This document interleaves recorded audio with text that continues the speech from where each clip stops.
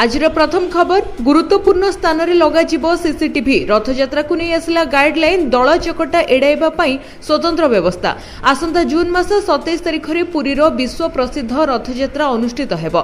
ए रथयात्रा को श्रृंखलित एवं सुपरिचालना करबा निमंते कटक स्थित राज्य पुलिस मुख्यालय कार्यालय रे एक बैठक अनुष्ठित होईछि। एहाकु दृष्टि रखी विभिन्न सुरक्षा बंदोबस्त संपर्क में बैठक में आलोचना होईछि। रथयात्रा निमंते सुरक्षा व्यवस्था को व्यापक करबा सहित वरिष्ठ पुलिस अधिकारी माने स्वतंत्र कार्य पई नियोजित हेबे। सहरर विभिन्न गुरुत्वपूर्ण स्थान गुड़िकरे सीसीटीवी स्थापन ट्राफिक सुपरिचालना निमंते रोड डिवाइडर डिलिनेटर एवं ट्राफिक जोन व्यवस्था सहरर विभिन्न स्थान में पर्याप्त पार्किंग व्यवस्था श्रृंखलित ट्राफिक व्यवस्थार परिचालन संपर्क में आलोचना कर समुद्र कूल पुलिस पक्षर पेट्रोलिंग कड़ाकड़ी और अस्थायी पुलिस आउटपोस्ट खोल संपर्क में आलोचना होईछि। यह व्यतीत रेलवे पुलिस पक्षर पुरी भुवनेश्वर खोर्धा जटणी आदि रेल स्टेशन रे व्यापक सुरक्षा व्यवस्था संपर्क में आलोचना करा जायछि।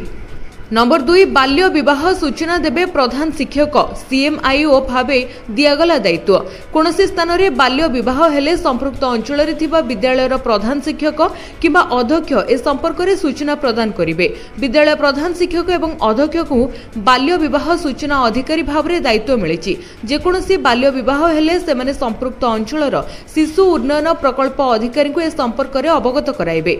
सीडीपीओ माने बाल्य विवाह निवारण अधिकारी भावे पूर्व दायित्व तुलाई आसुछन्ति। विद्यालय प्रधान शिक्षक एवं अध्यक्ष को सीएमआईओ भाव में डेजिग्नेट कराजिबा नै विद्यालय एवं गणशिक्षा विभाग पक्षरु ओडिशा आदर्श विद्यालय संगठन राज्य प्रकल्प निर्देशक पदक्षेप नेउछन्ति। नंबर 3 5 दिन निस्तार नहीं कलबल करिबो प्रचंड खरा सांगकु गुळुगुळी बढ़िला खरा आहुरी कलबल करिबो ताती। भुवनेश्वर रे आज सुधा 37 डिग्री पार कर सारी तापमात्रा आगक आहरी 5 दिन राज्यवासी को खरारु मिलबनी त्राही एने सूचना देइछि आंचलिक पाणीपाग विभाग। आगामी 5 दिन राज्यवासी निस्तार नहीं खरा एवं गुळुगुळी रे कलबल हेबे लोके। पश्चिम ओडिशा रे जाळिबो खरा उपकूल रे असह्य हेबो गुळुगुळी। जून 8 जाए संतुली हेबे राज्यवासी। राज्य रे तापमात्रा वृद्धि सहित बढ़िछि गुळुगुळी। तापमात्रा 55.4% आर्द्रता जोगु राजधानी रे गुळुगुळी अधिक अनुभूत तेबे पुरी रे 34.8 डिग्री पारादीप एवं चांदबाली रे 33.6 डिग्री एवं भुवनेश्वर रे 39 डिग्री रेकर्ड करा जायछि। नंबर 4 एणिकी नुआ मद दुकान खोलिबाकू मिलिबनी अनुमति चलित मास ठारू लागू हेबो नुआ अबकारी नीति। राज्य रे नूतन अबकारी नीति एही मासरू लागू हेबाकू जाउची। राज्य सरकार को पई एहा एक नूतन आह्वान हेबो।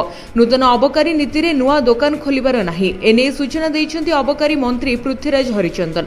ओडिसा रे नूतन मद नीति आरंभ हेबा पूर्वरु गुरुत्वपूर्ण पदक्षेप स्वरूप राज्य अबकारी विभाग अन्य 4टी राज्यर अबकारी नीति अनुध्यान करिबा पई वरिष्ठ अधिकारींकर 3टी दल 4टी राज्य को पठा जायछि। ओडिसा रे मद नीति नियंत्रण को पुनः निर्माण करिबा पई आगामी 3 वर्षिया मद नीति चलित मासरे द्वितीय किंबा तृतीय सप्ताह अर्थात जून 15 रु जून 20 मध्य लागू हेबार योजना रहिछि।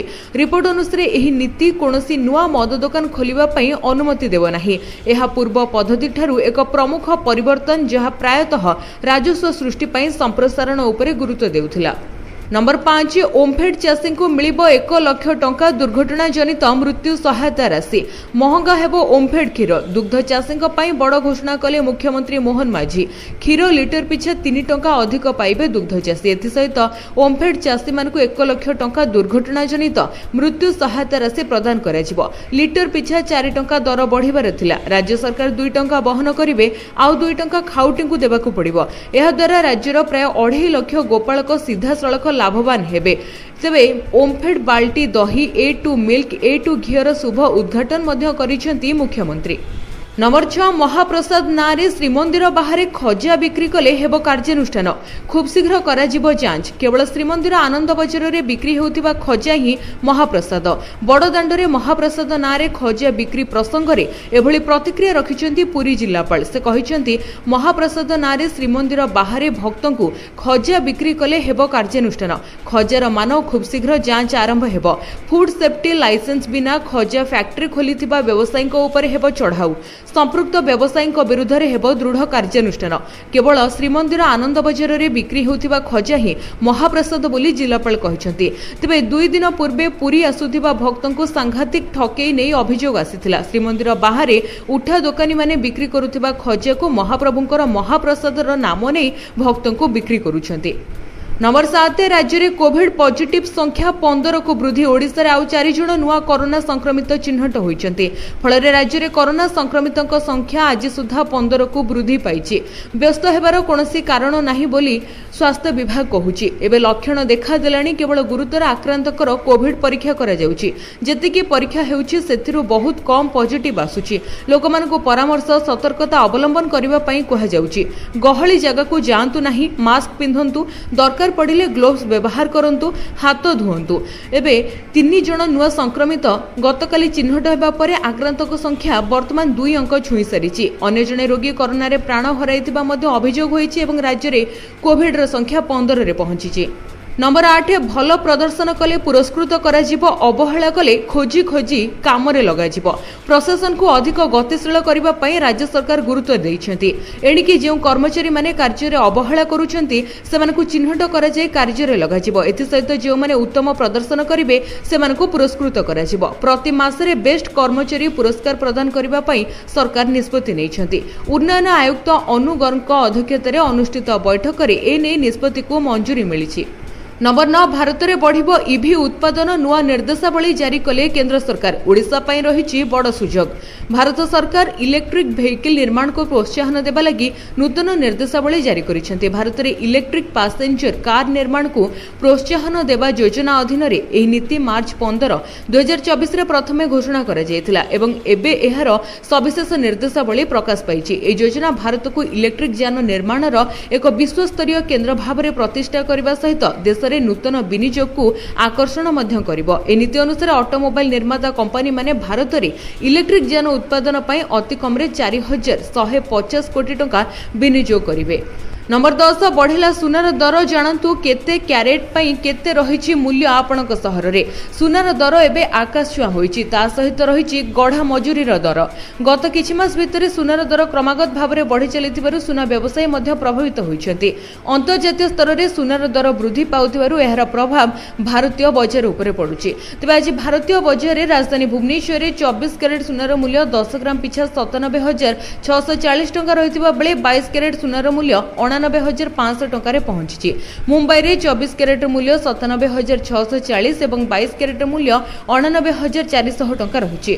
चेन्नई रे 24 कैरेट मूल्य 97,600 टंका थिबा बेले 22 कैरेट मूल्य 89,450 रही। सेही भली नुआ दिल्ली रे 24 कैरेट मूल्य 97,780 टंका और 22 कैरेट मूल्य 89,500 टंका रही। नंबर 11 जून 15 रे हेबो नाही नीट पीजी परीक्षा। खूब शीघ्र प्रकाश पाइबो नूतन तारीख।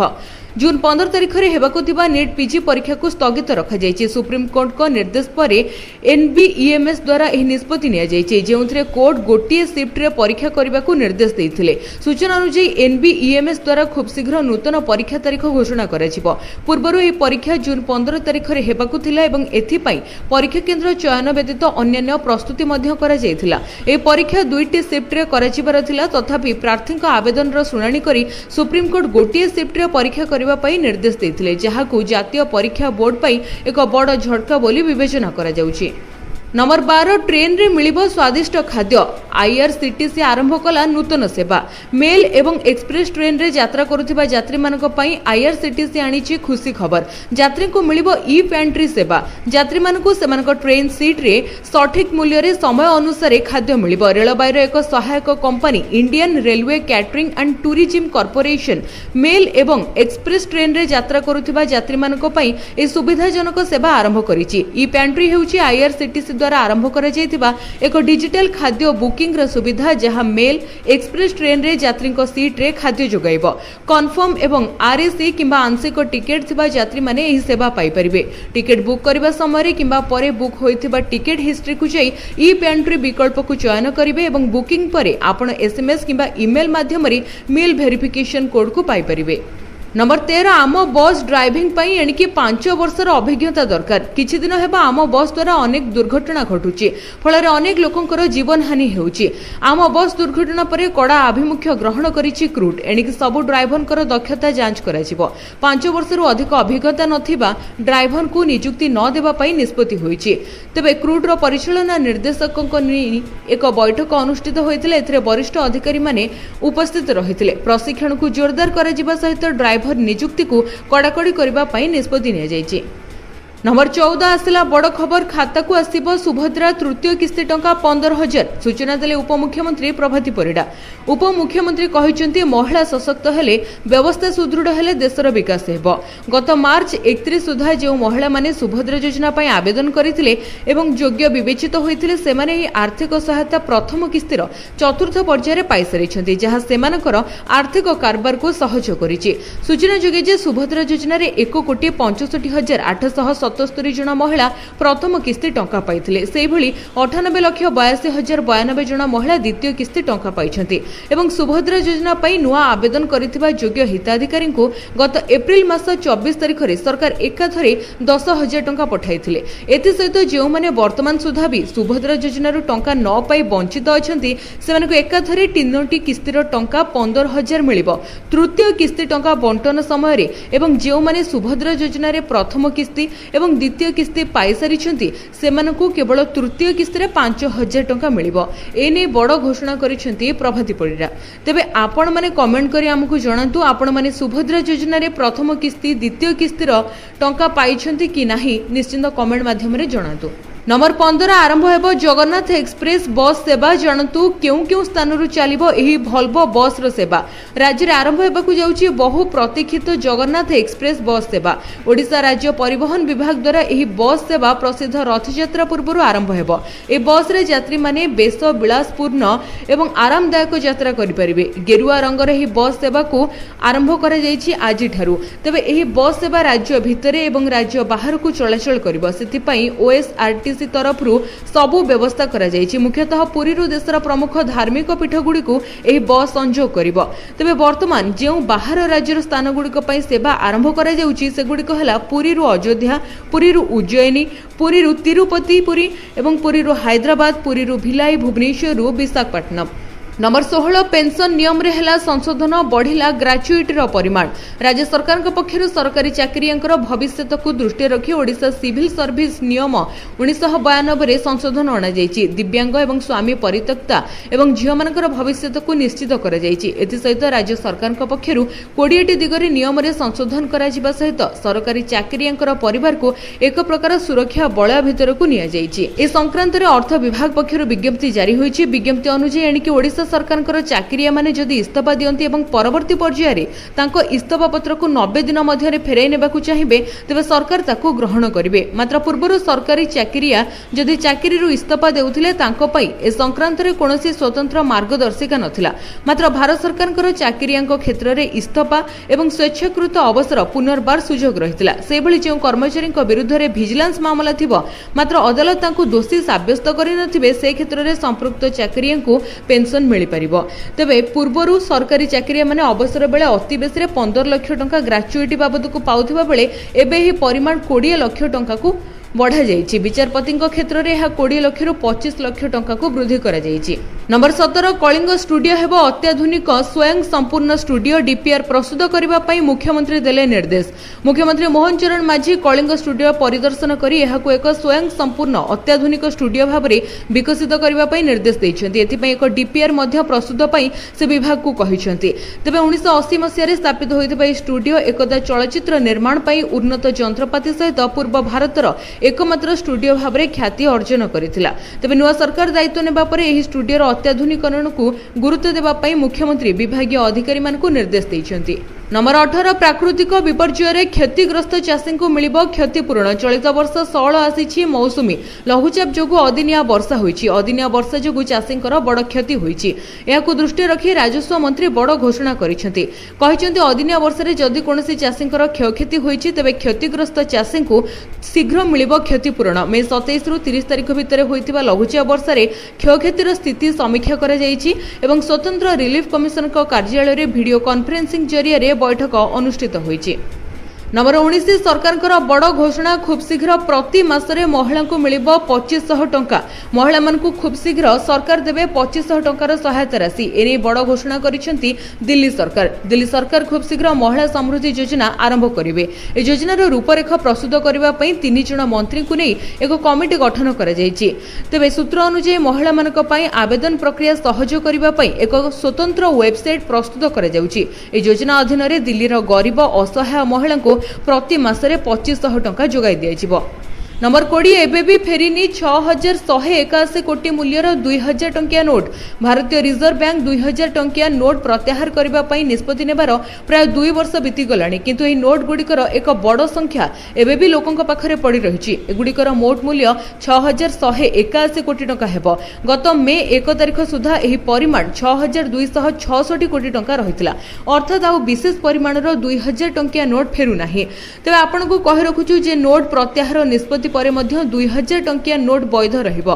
भारतीय रिजर्व बैंक 19 मे 2023 रे 2000 टंकार नोट प्रचलन प्रत्याहार घोषणा करिथिला। वर्तमान भी रिजर्व बैंक 19 टी आंचलिक कार्यालय माध्यम रे एसबु नोट बदल करि हेबो। पुणी डाकघर माध्यम रे एसबु को नोट को पठाइले ताहा ग्राहकक बैंक खाता रे जमा होई परिबो।